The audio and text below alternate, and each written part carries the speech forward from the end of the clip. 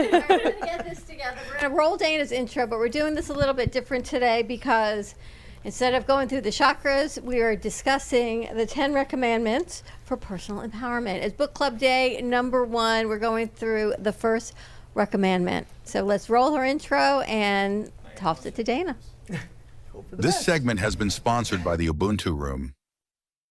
Come join Dana Sardano as she offers life-changing advice that will affect the spiritual, emotional, and physical aspects of your being. Within her easily available writings, you will find the solution you need for your problems. Tune in to the Ubuntu Room on the Brooklyn Cafe Show. Hey there, I'm Dana Sardano, and this is the Ubuntu Room, and I am so super excited that we are doing book club today. We are talking 10 recommendments for personal empowerment, and I'm looking around, and I got all my peeps, and we're talking about the book, and I'm super excited. So if you have not picked up a book yet, if you haven't started reading yet, I encourage you. It doesn't matter if you come in the second, third, fourth recommendment. What matters is that you chose to join and you hang with us. So get your book right now. But with that said, before we get started, I want to just give you a little bit of a little bit of a backstory or understanding of why I even wrote 10 Recs. So in the spring of 2021, I wrote the book. I started writing the book, and by the spring of 2022, I had it published. And it really poured out of me, and I'll tell you, I'm just going to say it, why I wrote it. You know, back in the day, my circumstances, they sucked. Like, I had a lot of sucky circumstances in my life, and I had to make some pretty serious changes to improve my life. Some little ones and some big ones. And in making those changes, I noticed that my life sucked a little bit less. And then I made some more changes, and then things got really good. And in that transformation, and we're talking about probably about a decade or so of solid transformation, I noticed something. I noticed that although we're all different, we're like snowflakes, right? We all have our own story. I'd say it in the book. I have a story, you have a story, but we all have our own story. We all have our own circumstances. But the common thread is that there is a formula and there are patterns to how things work for all of us. So even though we're all unique, we all share these patterns. Humanity shares these patterns. So when I was able to get from here to the suck, from the suck to this wonderful life, I wanted to share what I learned, what these patterns were, and share it with my stories. Because we all, like I said, have a story, and maybe you'll see yourself in my story, and then you'll share your story, and then we could uplift each other together with our stories and our recognition of these patterns and applying our understanding of this to our lives. So that's why I wrote 10 Recs. That's why I'm super excited about it. And that's why I'm sharing it with you guys. So today we're talking the first recommendment. I shall not claim victimhood, but I want to read the second part. Rather, I shall recognize that the power to create my experience is always within me. There are no victims, just opportunities to learn and grow, and I choose to learn and grow from each opportunity. Now, before we step into conversation, I just want to bring up that I understand how difficult it is to do that. How difficult it is to be, and being that I've thrown the word suck around so many times, I'll continue it, to being in the suck and then being like, oh, it's just all information and I'm here to learn from it. Like, I get that. But if we could start to shift our perspectives from victim-victor and look at things as opportunities for our own evolution, we might be able to shift things with a little bit more ease. And again, I'll say it again, I recognize the challenge in that, but I'm hoping we could give it a go. So I'd really like to open the floor and have some conversation and see where everybody is with this recommendment and hear your perspectives. I see Mac picking up her mic.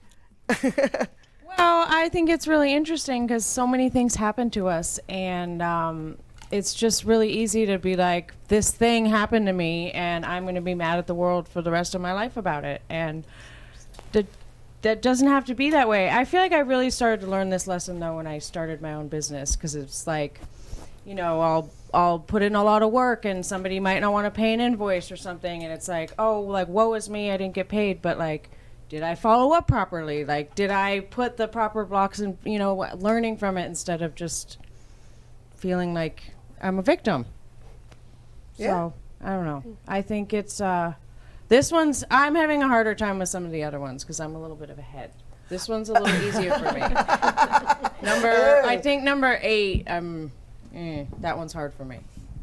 Hard in your understanding of it, or hard because... Oh, no, doing it. Oh, you think? We'll get there, but let's talk about the first one. All right, so I'm sorry.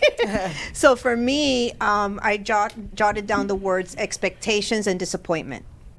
So that was my victimhood.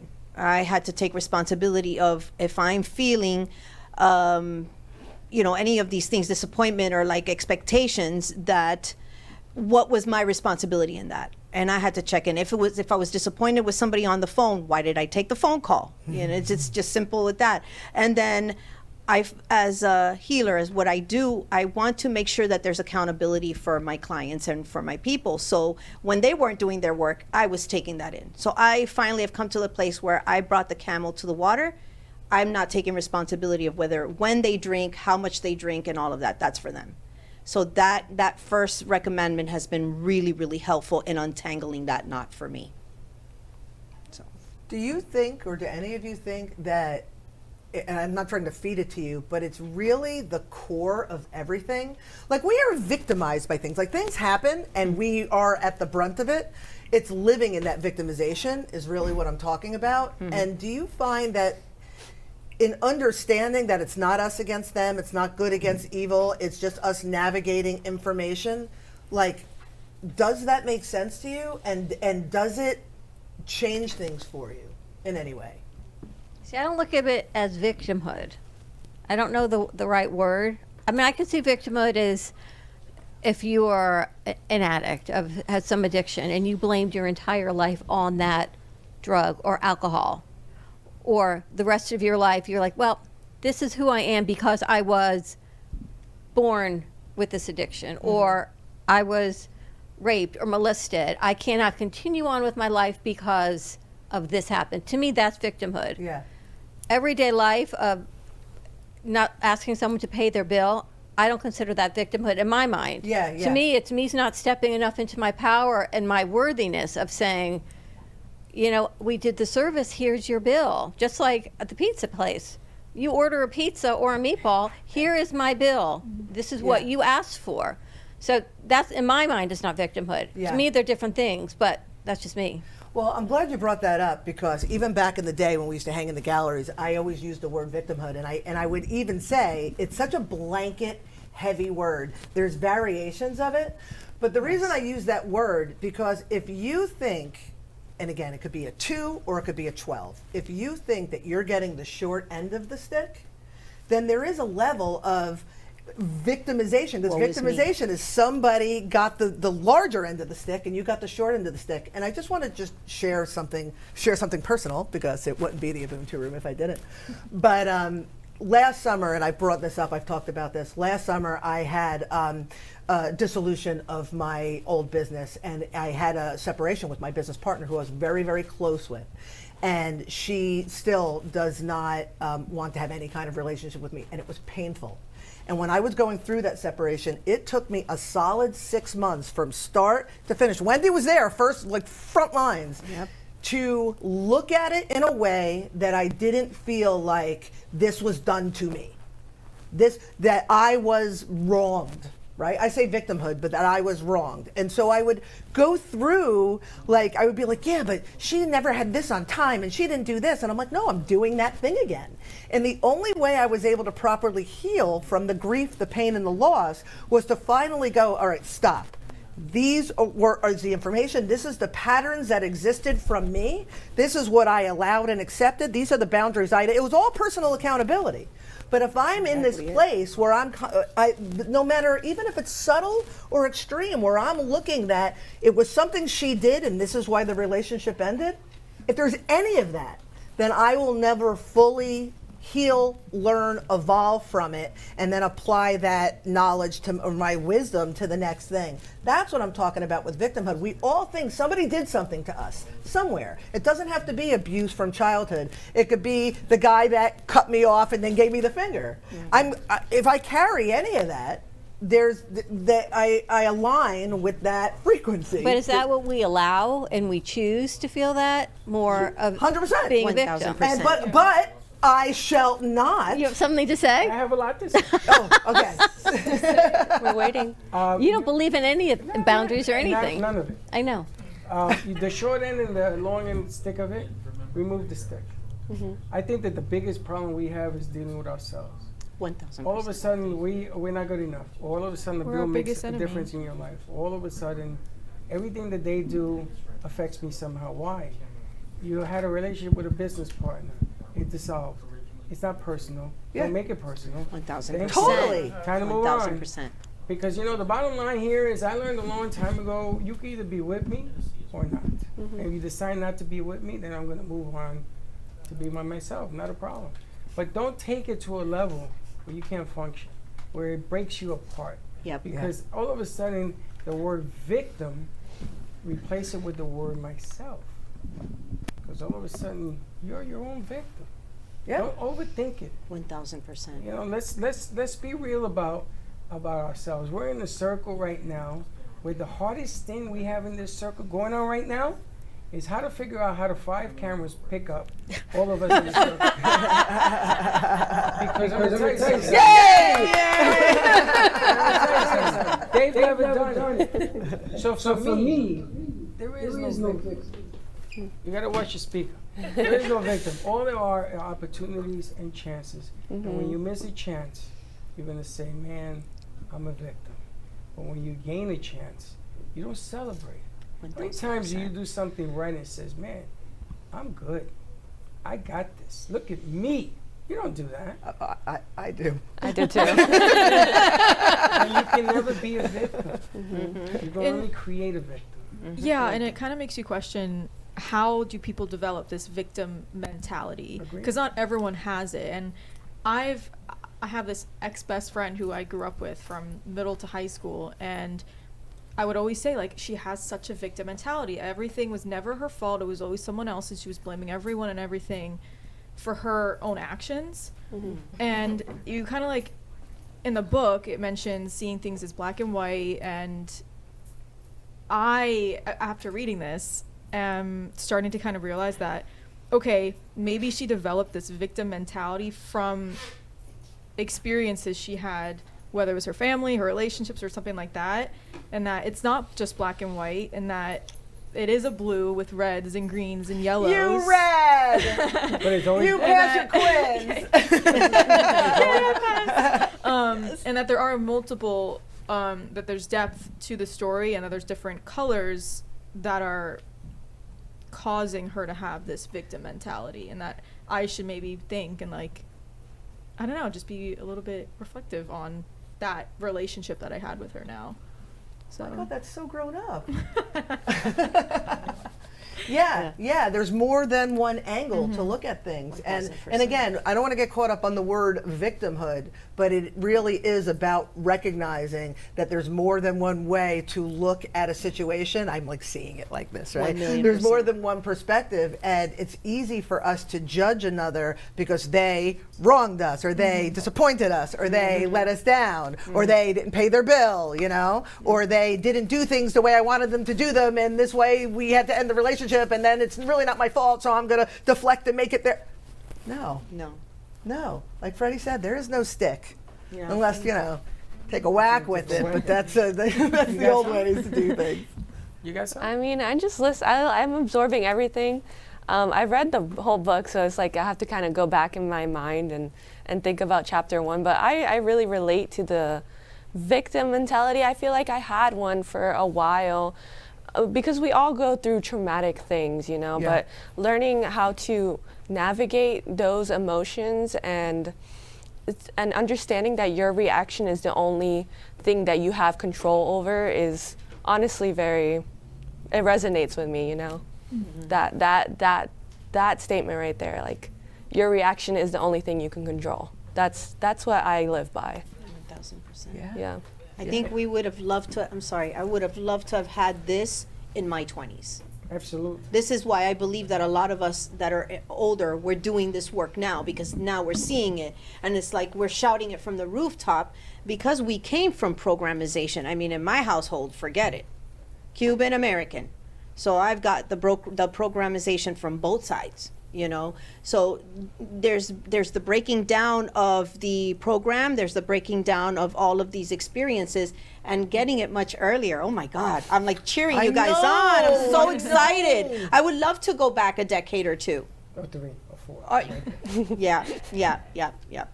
And it's strange because you have kids, and I look at now, because when I was coaching, I thought I was teaching hundreds of kids. Yes. You know, numbers never bothered me. Teaching in numbers doesn't bother me. Right. Only when I got it wrong, and I wish I had known you back then, because I would have taught, not kids, but I would have taught parents of kids. 1000%. Because that's where it's at. So is. the bottom line now is I sort of erased that, and I'm moving on. Am I going to make mistakes? Who isn't? And if you can walk on water, God bless. But the bottom line here is I'm not going to hold myself hostage because of it. Exactly. You're good, not good. You're great at what you do. And if I'm the only one that believes that about myself, that's okay too. Yeah. But I ain't going to take on no sticks. I'm not going to say, you know, you get the better end. A deal is a deal. You make a deal. If you can honor the deal. Now, I understand that sometimes a deal happens and they turn around and says, I can't pay for this. Okay, so you're going to take me to dinner? You're going to give me your firstborn? What are you going to give me? Right. You're going to give me a deal. Now, people say that's the way it was in New York. And that's the way we used to do things. In New York, I always made a deal. Whether they paid me or not was secondary. Florida, a little bit different. But I'm not going to let other people influence me to judge other people. Because to me, I don't like judging anybody. 1000%. You know, good, bad, and indifferent. Everybody has a reason for being. Some of them are good. Some of them are not so good. But that's okay. You know, you've been through a ton. You know, the more I read about you and the things that I see about you, you've been through a lot. But you're on the other side. Yes. And you're offering guidance. I'm offering a hand to get to the other side. But you're God, offering yes. guidance to get there. Yes. And that, to me, I got to tip my hat. Because not many people do what you do with what you've been through. Yeah. That's the secret. And if you can do that, you halfway home. 1000%. Yeah, I appreciate you saying that, and I appreciate you seeing that. And I just share in 10 Recs, I just tell the story of my daughter's biological father. I think I glaze over it, but I give the high points or the low points, if you will. And 10 Recs is the first of a trilogy. And the third in the trilogy, I tell a story about he and I connecting and what it looked like being a little bit more evolved, what it looked like having a little bit more discernment and compassion, and how he and I were able to sit down, have a cup of coffee, and talk about the children and what's best for the children. After all of clearly he was doing the work on his end too. So it's for me, it's a really cool full circle thing that in the first book, I'm like, he did this, that, and the other, this is what it looked like. And then the third book is like, we were able to reflect on our experiences and understand that if we knew better, we would have done better. Or if he knew better, he would have done better. But I'm not here to judge, 'cause I'm a victim. It's not easy. I think that, and I've been married twice, I think that if I had listened more, maybe that's why I sit. And they tell me, you're sitting from there, you go there, and you go there, and you go over there. And I sit because I listen. Whereas back in the day, I was dumb. I used to run all over the place. And I didn't listen. Now I'm watching.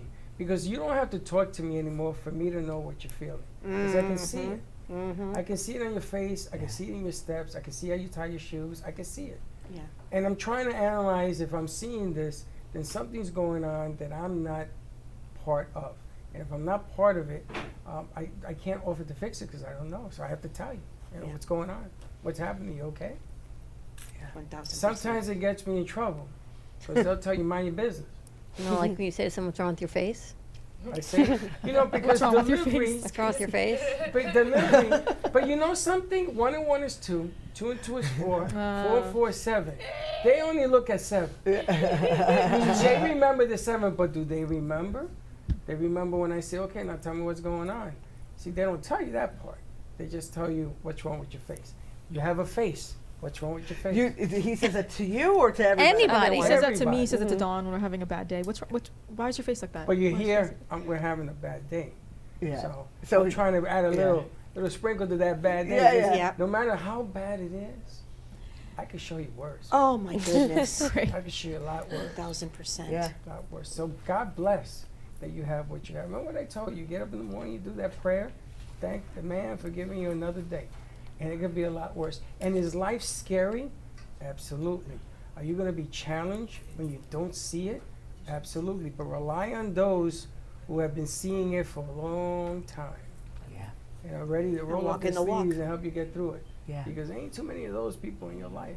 I agree. That I can tell you, 64 years, I learned that the hard way. Yeah. And challenges are just opportunities to grow. 1,000%. And that's what Dana says in her book. I mean, I kind of realized that like every little thing, every decision you make just impacts you as a person, your character, and how you deal with things, and the opportunities to grow. And it's like just picking up something off the floor, that's an opportunity to grow. And it's kind of crazy to think back. 1,000%. Right? Yeah. Right? And you know what's really cool, I think?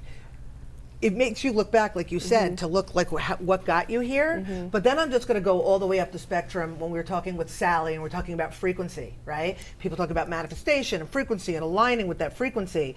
That's the energy of it. So it's really when you make a decision and that decision, that belief, whatever action in that decision, it's creating this whole new spectrum of opportunities for you. And if it's a yucky opportunity, well, there's a little more learning there. If it's a nice opportunity, it's almost a celebration of the decision. But energetically, that's all that is frequency.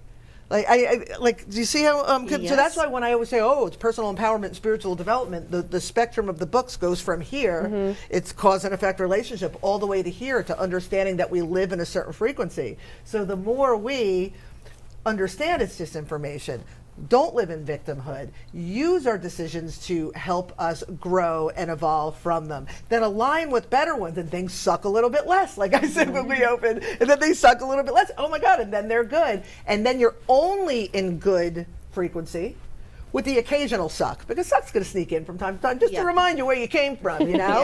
And then you handle that, and you bat it out, and then you stay in this frequency. It's really, I am so fortunate, grateful, blessed that I am so driven to bring this to people, because I think if more of us thought like this and applied this to our lives and stayed in the game, because a lot of people fall off, stayed in the game, we would watch humanity evolve. It wouldn't be so, you open the front door and you're like, it wouldn't be so disheartening outside these four walls, you know what I mean? But I give you two a ton of credit, because we saw you do a 180, I don't know, maybe 4 or 6 months ago. And we kept waiting for the old Heather to come back, and you didn't.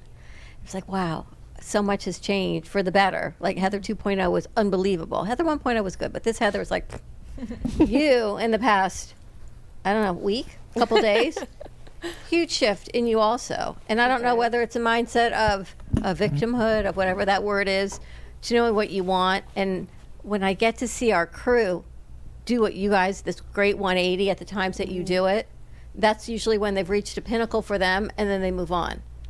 And they've reached this high, all right, this is where I'm at. And then I get weepy, because then a new crew comes in, because it's then we go all over again. And you and I go through this. And you know, every summer it's like, here we go again, Dawn's gonna cry. But then this new great crew comes in, and we keep going. And it's their mindset changes. Whatever it changes, however it is, you all evolve. And to me, that's like the greatest gift. But then it's sad on the other side, because that's when the suck comes in for me. In my mind, like, oh my gosh, here they go. I hate to see them leave. It's like when your kids go off to college. But what a blessing it is to see them evolve and all the things that they've learned to do. And you just keep sticking with me through the this and the that. Because I look forward for them to grow and go. The problem is that I sometimes worry when they're going that they're not ready. Or they don't understand that just because a bill didn't get paid, it becomes something very significant.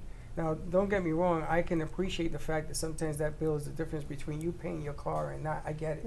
Trust me when I tell you that. Lived in my car, I can tell you that.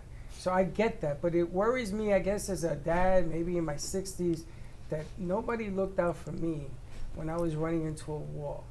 They just picked me up on the rebound when I was in 100 pieces. And I don't want them running into a wall, because I tell them all the time, you got to be very careful when you make a decision. Think about your decision and think about it correctly. And some of these things that you guys have brought to the table in the last 6 months has taught me that there is another way. There's the highway and then there's the other way. And you just have to be careful. Yeah, are we going to make mistakes? Absolutely. Just don't let them cost you. Try to minimize the mistakes. But don't overthink it. I mean, I talked to you about that this morning. I overthinking. 8 years of doing this. I overthink in my 8 years. sleep. I asked her to take Seriously. a notebook out. I asked her to take a notebook out and write the names of all the lives that you've touched, all the kids that you've given an opportunity. Goodness. Talk about 8 years, everything. Let's About come our around. meeting at Starbucks. Think about that. Before you say they leave, think about when they came. You're gonna make both eyes weep now. But just think Yeah. about it. Yeah. Think about what you've given, because we've given everything. The impact. Yeah. Yeah. They may not know it, but I know it. I can know feel what we it. sacrificed. Yeah, I can feel it too. So the object of the game here is you keep giving. You know, you just got to keep giving, because you begin to see when the books show up, you begin to see Dana, our friend here, our friend over here, and then you get these, and you get that. And everything changes. Yep. Everything changes, but you got to keep going. Yeah. You know what is it? DFQ? DFQ. DFQ. Can't say it on air though. Don't. Oh, I know. blank As soon as there's an F in an acronym, I know where we're going. It's an old Marines deal, DFQ, and I saw it in the movie, and I'm gonna tell you, I'm 100% behind it. Well, before we go to commercial break, we're talking about what victimhood is. Yeah. How do you get out of it? Well, the first thing is really about recognizing that, yes, things have happened to us. Things happen all the time. But at the end of the day, everything in our experience is just information. That's how you get out.